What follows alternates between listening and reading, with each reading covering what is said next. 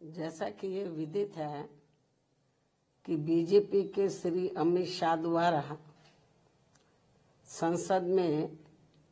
भारतीय संविधान के मूल निर्माता व दलितों एवं अन्य उपेक्षित वर्गों के पूजनीय भगवान व मसीहा परम पूज्य बाबा साहब डॉक्टर भीमराव अम्बेडकर के बारे में जिन शब्दों का इस्तेमाल किया गया है तो उससे बाबा साहब की गरिमा व अस्तित्व को काफी ठेस पहुंची है। इससे एक प्रकार से उनका अपमान हुआ है, ऐसा हमारी पार्टी का ये मानना है, जिससे अब पूरे देश में इनके अनुयायियों में जबरदस्त गुस्सा व आक्रोश व्याप्त है और ये इनके कहे गए शब्द इनको जल्दी ही वापस ले लेने चाहिए तथा इसके लिए इनको पश्चाताप भी जरूर करना चाहिए, तो ये बेहतर होगा। वरना इनके अनुयायी इस घटना को कभी भी भुला नहीं पाएंगे तथा ना ही इनको कभी माफ कर पाएंगे। जिस प्रकार से बाबा साहब के प्रति कांग्रेस पार्टी के असंख्य रहे गलत कारनामों को इनके अनुयायी अभी तक भी भुला नहीं पाए हैं और ना ही ये कभी कांग्रेस पार्टी को माफ करने वाले हैं, चाहे ये अपने कितने रंग ढंग व चाल आदि भी क्यों ना बदल लें। इतना ही नहीं बल्कि कांग्रेस पार्टी ने बाबा साहब के देहांत के बाद तो इनके नाम को व संविधान निर्माण में रहे इनके अहम योगदान को भी इतिहास के पन्नों से मिटाने की भी पूरी कोशिश की है। हालांकि अपने इस मकसद में ये पार्टी अब तक जरूर कामयाब हो जाती, ये कांग्रेस पार्टी अब तक जरूर कामयाब हो जाती यदि बाबा साहब डॉक्टर भीमराव अम्बेडकर के देहांत के बाद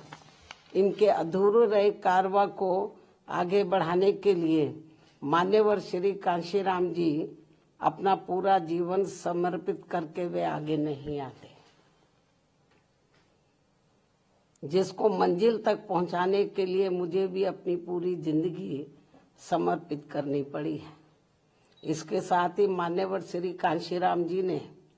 बाबा साहब के संघर्ष व इनके कारवां को खत्म करने वाली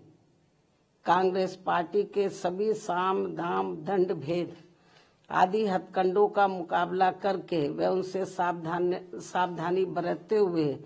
तब फिर बीएसपी का गठन किया है,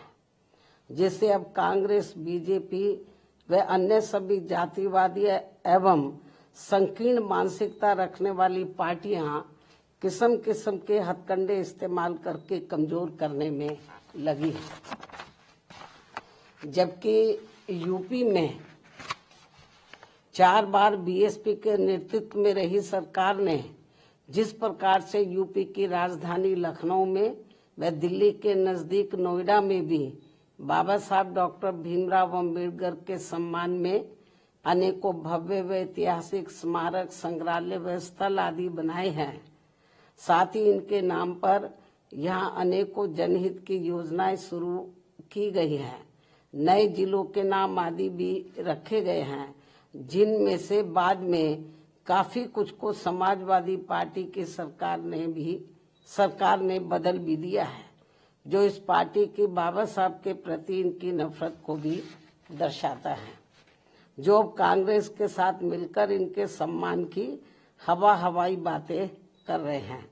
इसी प्रकार इन वर्गों से जुड़े अन्य संतों, गुरुओं व महापुरुषों आदि को भी पूरा आदर सम्मान दिया गया, जिससे अब कांग्रेस व बीजेपी आदि की नींद उड़ी हुई है। ये जो हमने काम किए बाबा साहब के सम्मान में, तो उससे अब बीजेपी व कांग्रेस आदि की नींद उड़ी हुई है,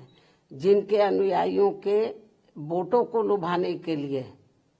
जिनके अब बाबा साहब के जो अनुयायी हैं या अन्य संत गुरु और महापुरुष हुए हैं, उन जो दलित और अन्य पिछड़े वर्ग से ताल्लुक रखते हैं, तो उनके अनुयायियों के वोटों को लुभाने के लिए फिर बीजेपी को भी मजबूर होकर वे अपने दिल पर पत्थर रखकर इनके सम्मान में कुछ कदम भी उठाने पड़े हैं। और अब कांग्रेस पार्टी भी बाबा साहब के दलित व अन्य उपेक्षित वर्गों के वोटों को लुभाने के लिए आए दिन किस्म किस्म की सियासत करने में लगी है। और इसी क्रम में कांग्रेस पार्टी अब इस कोशिश में लगी है कि श्री अमित शाह के मुद्दे पर कुछ न कुछ दलितों का वोट जरूर बटोर लिया जाए, जबकि बाबा साहब ने अपने जीते जी दलितों व अन्य उपेक्षित वर्गों के लोगों को इस पार्टी के बारे में सावधानी के तौर पर उन्हें ये कहा था कि कांग्रेस पार्टी कभी भी माफ करने लायक पार्टी नहीं है। इस पार्टी से इन वर्गों के लोग कभी भी जुड़ने की कोशिश ना करें, ये बाबा साहब ने कहा था। क्योंकि जिस कांग्रेस पार्टी ने कदम कदम पर हमेशा मेरा अपमान किया, यानी कि बाबा साहब का अपमान किया है, मुझे इस पार्टी ने कानून मंत्री पद से इस्तीफा देने के लिए मजबूर किया तथा संसद में चुनकर भी नहीं आने दिया है। इसके अलावा जो भी कानून संविधान में इनके हितों में बनाए गए हैं, वीकर सेक्शन के हितों में बनाए गए हैं, तो उन्हें भी लागू नहीं होने दिया गया है, जिनका चाल चरित्र व चेहरा अभी तक भी बदला नहीं है। और अब तो ये पार्टी भारतीय संविधान में इन वर्गों के मिले आरक्षण को ही सही वक्त आने पर खत्म करने में लगी है। और इन सब मामलों में बीजेपी भी हमें कोई पीछे नजर नहीं आती है, पीछे होती हुई। और इन सब मामलों में बीजेपी भी कोई पीछे नहीं है। ये पार्टी भी इन वर्गों के वोटों को लुभाने के लिए आए दिन किस्म किस्म की सियासत करती रहती है। और इस चक्कर में अब ये पार्टी खुद ही अपने जंजाल में बहुत बुरी तरह से फंस गई है। कहने का तात्पर्य ये है कि चाहे बीजेपी हो या फिर कांग्रेस पार्टी एंड कंपनी के लोग हों, ये सभी दल अभी भी बाबा साहब का कतई भी दिल से सम्मान नहीं करते हैं। अर्थात इनका सम्मान केवल दिखावटी व छलावा वाला ही रहा है, अभी तक जो हमें देखने के लिए मिल रहा है। और अब ये सभी पार्टियां बाबा साहब का केवल नाम इस्तेमाल करके इनके अनुयायियों का वोट लुभाने में ही लगी हैं, जिनसे बाबा साहब के अनुयायियों को हमेशा सावधान रहना है। और अब इन्हें बाबा साहब के पद चिन्हों पर चलकर अपनी एकमात्र हितैषी पार्टी बीएसपी से ही जुड़कर अपने मसीहा व भगवान बाबा साहब डॉक्टर भीमराव अम्बेडकर का नाम यूपी की तरह पूरे देश में भी रोशन करना है, ताकि फिर कांग्रेस, बीजेपी व अन्य कोई भी जातिवादी व संकीर्ण मानसिकता रखने वाली पार्टी कभी भी इनका अपमान करने की अपनी हिम्मत न जुटा सके, तथा फिर आए दिन इनके अनुयायियों का हर स्तर पर हो रहा शोषण व उत्पीड़न आदि भी होना काफी हद तक जरूर बंद हो जाएगा। संक्षेप में अब मेरा यही कहना है कि खासकर दलितों व अन्य उपेक्षित वर्गों के वोटों के लिए पिछले 1-2 दिनों से संसद में सत्ता व विपक्ष के बीच में जो सियासत चल रही है और उनके वोटों के लिए इनमें मेरे व तेरे अम्बेडकर हैं, जो ये सब चल रहा है, और अब इनकी ये लड़ाई धक्का मुक्की तक भी उतर आई है, ये सब शोभा नहीं दे रहा है। और पूरे देश के जो वीकर सेक्शन के लोग हैं, ये सब देख रहे हैं इनकी ये जो सियासत चल रही है वीकर सेक्शन के वोटों के खातिर, ये सब देख रहे हैं। मुझे नहीं लगता जो कुछ ये सियासत चल रही है तो वीकर सेक्शन के लोग न सत्ता के बहकावे में आने वाले हैं और न ही विपक्ष के, क्योंकि उनको ये मालूम पड़ गया ये हमारे हितों में कुछ करने वाले हैं नहीं, केवल हमारा वोट चाहते हैं और संविधान की बात जरूर करते हैं लेकिन संविधान पर अमल नहीं करते हैं। और यदि इन्होंने संविधान पर अमल किया होता तो फिर बाबा साहब अपने कानून मंत्री पद से इस्तीफा क्यों देते? और फिर आज जो कांग्रेस हमें या विपक्ष या कांग्रेस या जो अन्य विपक्ष जो हमें सत्ता से बाहर नजर आता वो नहीं आता। यदि ये ईमानदारी निष्ठा से संविधान का जो हमेशा संविधान को दिखाते रहते हैं उस पर इन्होंने रत्ती भर भी अमल नहीं किया कांग्रेस पार्टी एंड कंपनी के लोगों ने। और यदि अमल किया होता तो आज इनकी इतनी बुरी हालत नहीं होती। आज इनको अपने रंग ढंग और चाल ये नहीं बदलने पड़ते। तो ये सब क्यों करना पड़ रहा है? क्योंकि इन्होंने इनको जो वीकर सेक्शन के लोग हैं, दलित व अन्य उपेक्षित वर्गों के लोग, तो इनको ये सोचा कि इनको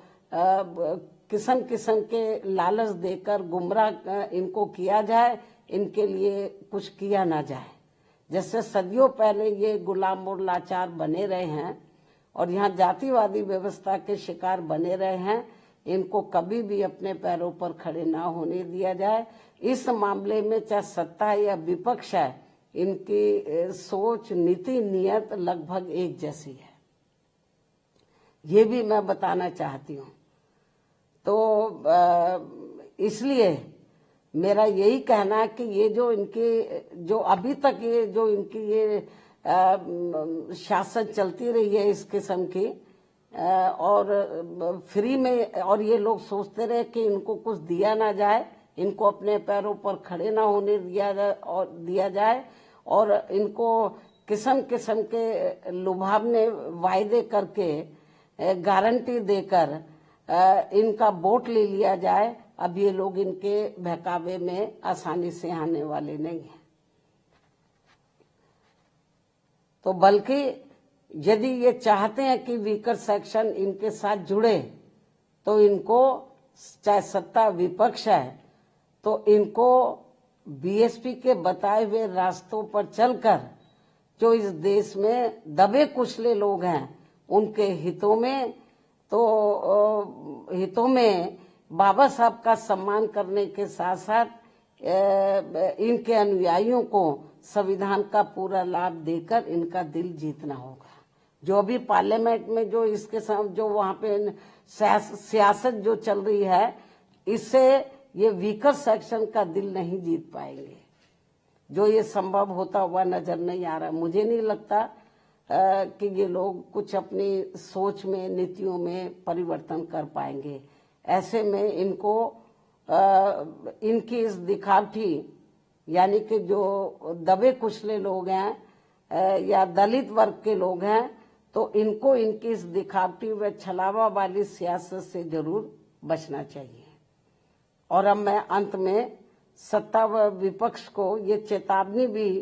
दे रही हूँ, यदि इन्होंने दलितों व अन्य उपेक्षित वर्गों के वोट के खातिर अपनी ये सियासत बंद नहीं की तो फिर हमारी पार्टी को इनके विरुद्ध पूरे देश में आवाज उठानी पड़ेगी और इनका फिर पूरा पर्दाफाश करना पड़ेगा। इसलिए सत्ता और विपक्ष को तो बाबा साहब का नाम का इस्तेमाल करके ये जो इसकी आड़ में ये वीकर सेक्शन का जो वोट लेने के की जो सियासत कर रहे हैं, तो ये अब इस सियासत नहीं चलेगी, क्योंकि जो वीकर सेक्शन के लोग हैं तो अब वो काफी जागरूक हो चुके हैं। बाबा साहब ने काफी हद तक इनको जागरूक किया। उनके ध्यान के बाद बीएसपी ने इन वर्गों को काफी हद तक जागरूक किया। मैं फिर इस बात को दोहराना चाहती हूँ कि यदि बीएसपी नहीं बनी होती तो अब तक ये बाबा साहब का नाम मिटा देते, और जो संविधान में दबे कुचले लोगों को कानूनी अधिकार मिले उन्हें खत्म कर देते। ये तो बीएसपी की वजह से इनकी मजबूरी है। तो इसलिए जब उसमें ये कामयाब नहीं हो पा रहे हैं तो ये लोग अब सोच रहे हैं कि इसके बाद इन्होंने बीएसपी को खत्म करने का प्रयास किया कि बीएसपी को ही खत्म किया जाए, तब दबे कुचले लोगों का वोट पड़ेगा। तो इन्होंने छोटी छोटी पार्टियां बनाई स्वार्थी किस्म के लोगों को इस्तेमाल करके, ताकि इनका चुनाव में वोट बढ़ जाए। ये सब किया इन्होंने। तो लेकिन इनको लगा कि बीएसपी फिर भी कमजोर नहीं हो रही है, तो अब इन्होंने ये नई नौटंकी शुरू की है, नई सियासत शुरू की है जो ठीक नहीं है।